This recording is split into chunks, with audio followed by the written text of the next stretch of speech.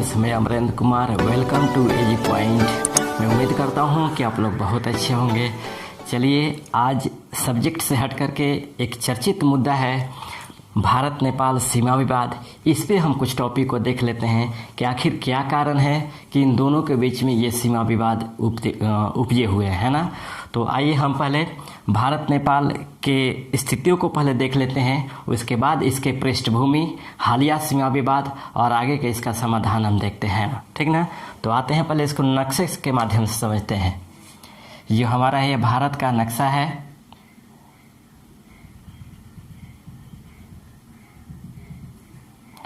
ये हमारा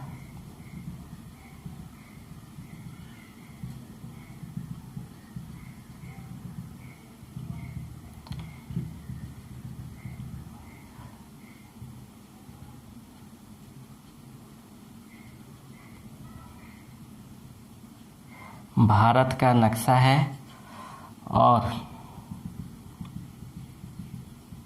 इसी नक्शा के माध्यम से हम नेपाल की स्थितियों को समझने का प्रयास करेंगे, है ना।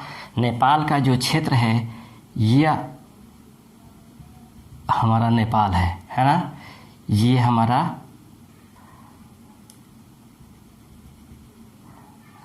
ये जो हमारा क्षेत्र है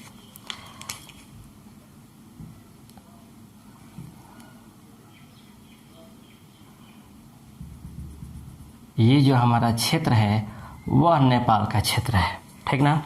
हम नेपाल के वस्तु स्थिति को जानने से पहले इसकी कुछ भौगोलिक स्थिति को जान लेते हैं कि आखिर इसकी भौगोलिक स्थिति क्या है ना।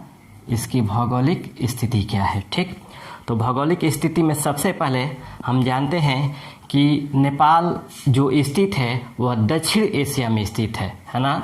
जो हमारा नेपाल है, जो हमारा यह नेपाल है, यह नेपाल दक्षिण एशिया में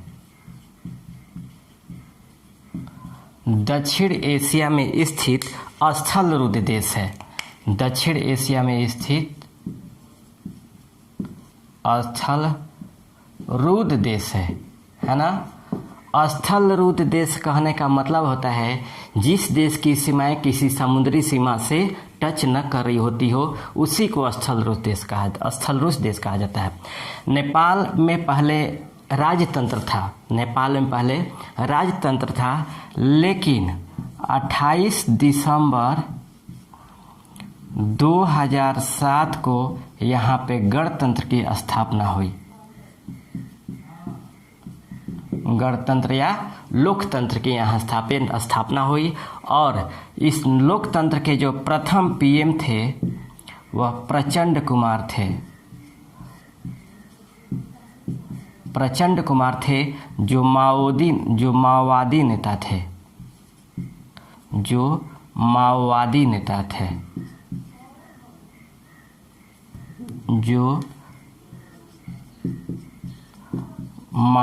नेता थे, है ना।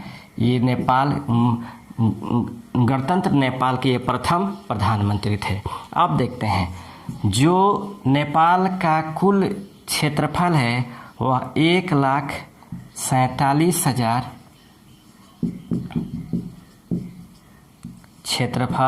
1,47,516 वर्ग किलोमीटर है ना। ये नेपाल का क्षेत्रफल है और यहाँ पे जो कुल जनसंख्या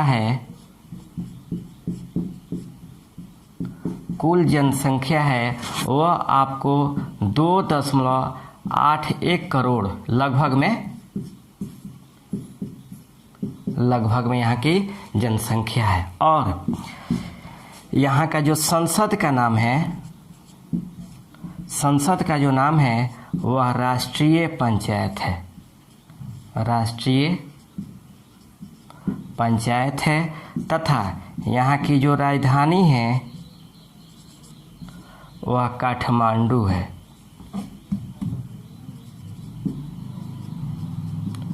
काठमांडू यहाँ की राजधानी है। और इसके बाद ये स्क्रीनशॉट आप लोग ले लीजिएगा। यहाँ का जो मुद्रा है वो आपको नेपाली मुद्रा है, नेपाली मुद्रा है। और यहाँ की जो भाषा है वो आपको नेपाली भाषा है ना, नेपाली भाषा है। और यहाँ का जो वर्तमान पीएम है, यहाँ का जो वर्तमान पीएम, वर्तमान जो प्रधानमंत्री हैं वो आपको खड़ग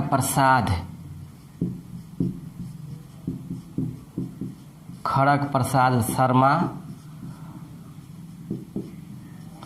ओली हैं, जिन्हें ओपी शर्मा ओली कहा जाता है, ओपी शर्मा ओली कहा जा रहा है। और जो वर्तमान राष्ट्रपति है, वर्तमान राष्ट्रपति है वह विद्या देवी भंडारी है, विद्या देवी भंडारी है ना। तो ये नेपाल के कुछ भौगोलिक स्थिति के बारे में जान गए कि आखिर नेपाल क्या है, ठीक ना। यह स्थलरूप देश है, दक्षिण एशिया में स्थित स्थलरूप देश है, जहाँ पे लोकतंत्र की स्थापना होती है 28 दिसंबर 2007 को, जिसका प्रथम गणतंत्र लोक नेपाल के जो प्रथम प्रधानमंत्री बनते हैं वह प्रचंड कुमार है। बाकी ये सब स्थिति होती है।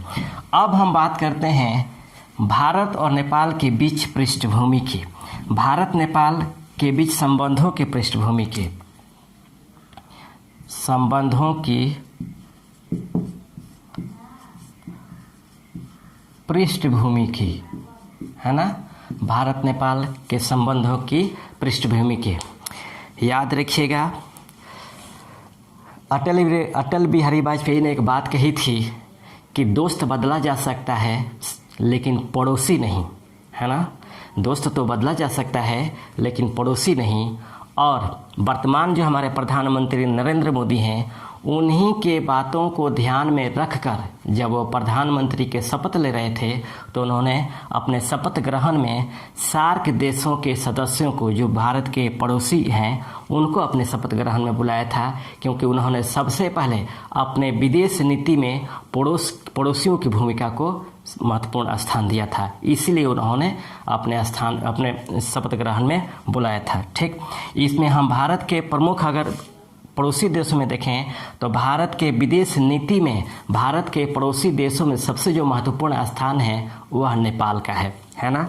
नेपाल का स्थान इसलिए है कि भारत और नेपाल के बीच का जो संबंध है वह ऐतिहासिक सदियों से चली आ रही संबंध है, जिसकी ऐतिहासिक, भौगोलिक, राजनीतिक सभी दिशाओं से भारत के लिए सबसे इम्पोर्टेंट है ना। भारत और नेपाल के बीच 1950 में, भारत एवं नेपाल के बीच 1950 में भारत नेपाल शांति मित्रता संधि हुई थी,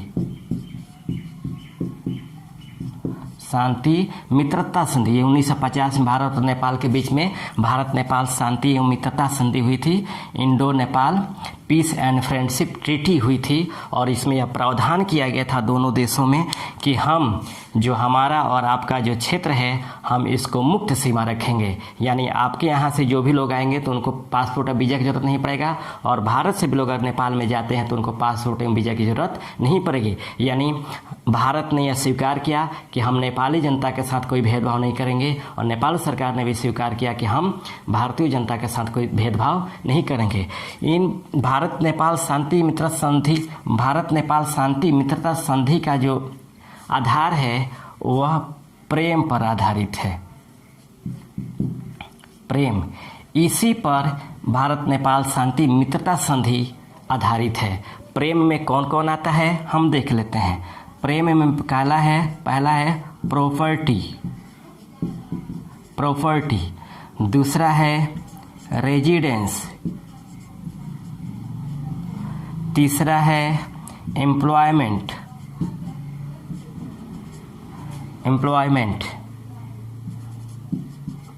और चौथा है मूवमेंट, है ना। प्रॉपर्टी, रेजिडेंस, एम्प्लॉयमेंट और मूवमेंट, है ना। ये चार आधार थे जिसे हम संक्षिप्त रूप से प्रेम कहते हैं। इसके आधार पे आपको संपत्तियों को खरीदना, एक दूसरे के देशों में जाकर संपत्तियों को खरीदना, जाकर निवास करना, रोजगार को पाना और एक दूसरे के क्षेत्रों में बिना वीजा या पासपोर्ट के आबाद रूप से घूमना, है ना। ये हमारे भारत और नेपाल के बीच संधि का आधार था, है ना, जिसे हम प्रेम के नाम से जानते हैं। शॉर्ट फॉर्म में इसे हम प्रेम के नाम से जानते हैं कि यही प्रेम हमारे दोनों देशों के बीच संधि का आधार था, जो प्रगाढ़ था। अब हम बात करते हैं हालिया विवाद की। आखिर कारण क्या है कि भारत और नेपाल के बीच में यह सीमा विवाद उत्पन्न हुआ है। हालांकि सीमा विवाद की घटना या विवाद ये आज का नहीं है, हालांकि बहुत पहले से भी भारत नेपाल के बीच में सीमा विवाद चल रहा है, लेकिन जो तत्कालीन कारण बना है वह कारण बना है भारत सरकार द्वारा। ये हमारा तिब्बत का क्षेत्र है ना, ये हमारा तिब्बत का क्षेत्र है और यहाँ पर स्थित है कैलाश मानसरोवर, है ना। कैलाश मानसरोवर स्थित है जो पर्यटक और पवित्र स्थल है। यहाँ पे भारत सरकार द्वारा उत्तराखंड के माध्यम से जो लिपुलेख दर्रा है वहाँ से यहाँ जाने के लिए एक सुगम रास्ता बनाया है ना। जो रास्ता बनाया है, जो हालिया विवाद का जो मुख्य कारण है, वह भारत सरकार द्वारा लिपुलेख के मार्ग पर राय पिथौरागढ़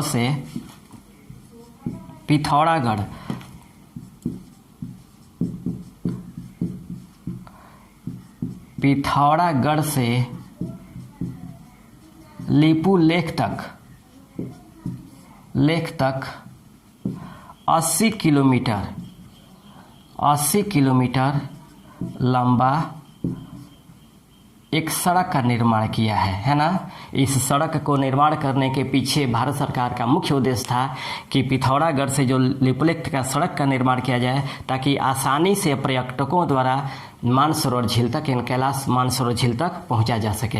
हालांकि मानसरोवर झील तक पहुंचने के लिए सिक्किम के नाथुला दर्रा के माध्यम से भी जाया जाता है, लेकिन यह दुर्गम क्षेत्र है, इसलिए सबसे जो आसान है वह उत्तराखंड के लिपुलेख के माध्यम से यहाँ पे पहुँचाना जाता है। लेकिन नेपाल ने इसका इसलिए विरोध किया है क्योंकि नेपाल जो विरोध करता है वह इसलिए कि वह कहता है कि यह हमारे क्षेत्र में है, जो लिपुलेख है वह हमारे क्षेत्र में है। और इसी को लेकर नेपाल सरकार ने एक नया राजनीतिक मैप जारी किया है। जब भारत सरकार ने लिपुलेख पर अपना 80 किलोमीटर का लंबा रोड बनाया, तब नेपाल ने इसे अपने संप्रभुता में हस्तक्षेप माना। नेपाल का तर्क था कि अगर भारत सरकार ने 80 किलोमीटर लंबा जो रोड बनाया है वह हमसे वार्ता क्यों नहीं किया, हमसे वार्ता करके क्यों नहीं बनाया, और यही उसको संप्रभुता में हस्तक्षेप माना। और इसी के अगेंस्ट में नेपाल ने भी एक नया राजनीतिक मानचित्र को जारी किया और जारी करने के बाद 3 स्थानों को पर अपना अधिकार जमा, जो उत्तराखंड के 3 स्थान थे उसको अपने क्षेत्र में मान लिया। इसमें पहला है लिम्पियाधुरा,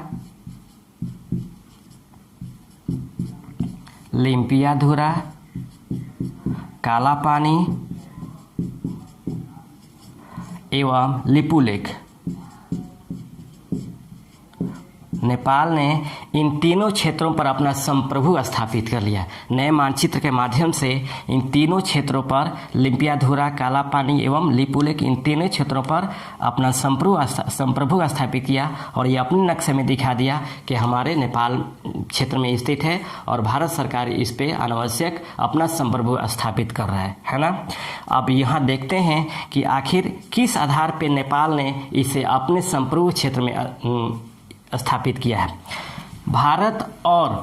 ब्रिटिश भारत और नेपाल के बीच एक आंग्ल नेपाल युद्ध हुआ था, है ना। जो आंग्ल नेपाल युद्ध हुआ था, आंग्ल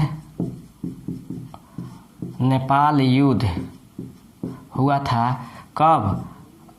1814 से 1816 में, जिसमें नेपाल की हार हुई थी। और हार होने के बाद ब्रिटिश भारत के साथ वहाँ के गोरखा शासकों ने एक संधि की थी जिसे सुगौली की संधि के नाम से जाना जाता है। सुगौली की संधि के नाम से जाना जाता है। यह जो संधि हुई थी 1816 में, और इस संधि के तहत गोरखा शासकों ने आपको हिमाचल प्रदेश, उत्तराखंड और सिक्किम, है ना, हिमाचल प्रदेश, उत्तराखंड और सिक्किम को भारत में दे दिया था, है ना। और इसी संधि के तहत ये प्रावधान किया गया था कि जो काला पानी का जो ये हमारा उत्तराखंड है, ठीक ना, काला पानी का जो क्षेत्र, जो पश्चिमी क्षेत्र है, उस पर आपको नेपाल का अधिकार होगा, है ना। जो काला पानी का जो पश्चिमी क्षेत्र है,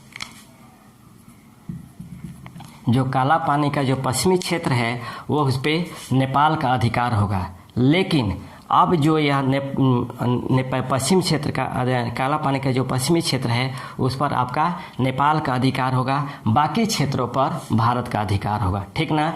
लेकिन जो काला पानी है, काला पानी का जो उद्गम क्षेत्र है, वह आपको लिपुलेख, भारत मानता है कि काला पानी यानी जो काली नदी है, वह काली नदी का जो उद्गम स्थल है वह लिपुलेख है। यहाँ पे हमारा लिपुलेख है। लेकिन जो नेपाल है वह आपको काला पानी का जो उद्गम क्षेत्र मानता है, वह आपको धारचूला को मानता है ना। वो आपको धारचूला को मानता है और धारचूला को वो अपने क्षेत्रों के अधीन रखता है, ठीक ना। इस तरह से हम समझेंगे कि पिथौरागढ़ के जो अंतर्गत आता है वह आपको काला पानी आता है, लेकिन जो नेपाल है वह आपको काला पानी को जो मानता है वह आपको धारचूला के अंतर्गत मानता है। और यही जो काला पानी है, यह काला पानी का जो क्षेत्र है, नेपाल और भारत के बीच में सीमा का विवाद बना हुआ है ना। नेपाल और भारत के बीच में सीमा का विवाद बना हुआ है। अब यहाँ पर प्रश्न उठता है कि आखिर ये नेपाल और भारत के बीच में सीमा का विवाद क्यों बना। तो इसके पहले भारत और नेपाल से कुछ अन्य भी जो विवाद थे, उसी विवाद को लेकर के इसको यहाँ देखा जाता है। सबसे पहले जब नवंबर 2019 में जम्मू कश्मीर राज्य का डिवाइड समाप्त किया गया, उसे 2 केंद्र शासित प्रदेशों जम्मू कश्मीर एवं लद्दाख में डिवाइड कर दिया गया, तो नवंबर में ही भारत सरकार द्वारा एक नक्शा जारी किया गया, एक मानचित्र जारी किया गया और उस मानचित्र में काला पानी को भारत के अंतर्गत दिखाया गया। हालांकि भारत काला पानी का जो क्षेत्र है वह बहुत पहले से भारत में है, इसीलिए भारत सरकार ने उस नक्शा में कोई छेड़छाड़ नहीं किया, जैसा था वैसे ही देखा है। हालांकि काला पानी पर जो सीमा का विस्तार होता है, आपको उत्तर से नेपाल है, चीन है, यानी चीन अधिशासित तिब्बत है और भारत है। काला पानी पे जो तीनों क्षेत्रों की सीमाएं मिलती है, नेपाल, तिब्बत यानी चीन और भारत की, है ना। तो इसने नेपाल ने आरोप लगाया कि नवंबर 2019 में जब इन्होंने जम्मू कश्मीर राज्य को समाप्त किया और केंद्र शासित प्रदेशों में बनाया, तब ये नक्शे के साथ छेड़छाड़ किया था। लेकिन भारत सरकार ने सिरे से नकार दिया कि ऐसा कोई बात नहीं है ना, हमने ऐसा कोई नक्शे के साथ छेड़छाड़ नहीं किया है। इसी के विरोध में नेपाल ने नया नक्शा जारी करके आपको लिम्फियाधुला, लिपुलेख और काला पानी को अपने अधीन दर्शाया हुआ है ना। इसके पहले अगर हम कुछ और विवादों में जाएं तो 2015 सितंबर 2015 में जब नेपाल सरकार ने अपने संविधान को लागू किया, तो भारत सरकार ने उतने इच्छा से उस संविधान को स्वीकार नहीं किया जैसा कि वो चाहते थे, है ना। साथ ही भारत सरकार का जो मंशा था वह ये है कि जो मधेसी हैं उनको भी मूल अधिकार का दर्जा दिया जाए, लेकिन नेपाल सरकार द्वारा उन्हें मूल अधिकार का दर्जा नहीं दिया गया। नवंबर में जिनेवा जब सम्मेलन हुआ था, उस सम्मेलन में नेपाल में जो राजनीतिक उठापटक हुए थे, उस उठापटक में भारत ने जो किया उसको मानवाधिकार के माध्यम से सॉल्व कराने का मुद्दा उठा दिया, जो नेपाल के लिए एक तरह से विवाद का कारण बन गया। जो नेपाल शुरू में भारत के साथ था, वैसे ही धीरे धीरे नेपाल से हटता चला गया। और जब नेपाल से वह संबंध, भारत और नेपाल के बीच में संबंधों में खटास आई, तब चाइना ने इसका फायदा उठाया और चाइना नेपाल की तरफ झुकाव करने लगा, है ना। नेपाल की तरफ झुकाव किया और झुकाव करने के बाद नेपाल में वह आधारभूत संरचनाओं का विकास करने लगा और इन्वेस्ट करने लगा, है ना, और भारत इससे दूर थोड़ा थोड़ा हटने लगा, है ना। हालांकि यहाँ ये भी कहा जाता है कि वर्तमान में नेपाल सरकार द्वारा भारत पे जो आरोप लगाए जा रहे हैं स्थलों के छेड़छाड़ को लेकर, यहाँ एक मुख्य कारण ये भी है कि जो खड़ग प्रसाद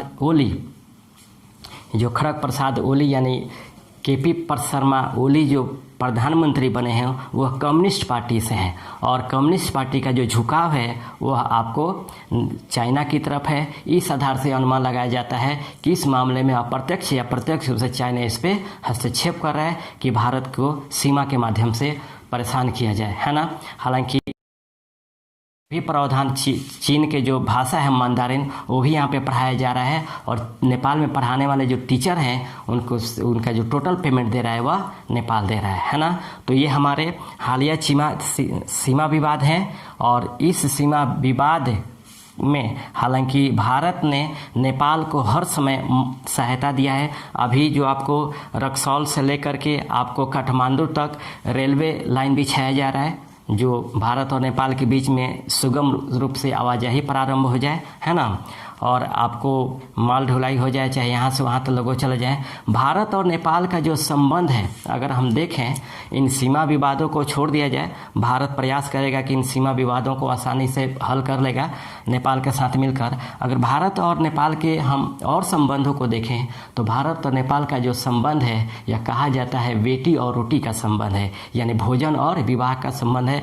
भारत और नेपाल के बीच में जो संबंध है, जो मुक्त सीमाओं का जो संबंध है, क्षेत्र विस्तार है, जिसमें लोग बिना रोक टोक के आयोजित जाते हैं, वह एक तरह से किसी के तीसरे के आने से यह संबंध खराब नहीं होना चाहिए। यह भारत और नेपाल को अच्छी तरह से समझना चाहिए। साथ ही भारत को, क्योंकि भारत के लिए नेपाल एक महत्वपूर्ण पड़ोसी देश है, और भारत को चाहिए कि यहाँ के समस्याओं का समाधान करे, क्योंकि अगर समस्याओं का समाधान नहीं करता है तो इसमें चीन हस्तक्षेप करेगा, जो भारत के लिए खतरा होगा। क्योंकि ऑलरेडी भारत जो कोविड-19 महामारी से गुजर रहा है, साथ ही चाइना द्वारा आपको लद्दाख और सिक्किम के क्षेत्रों में हस्तक्षेप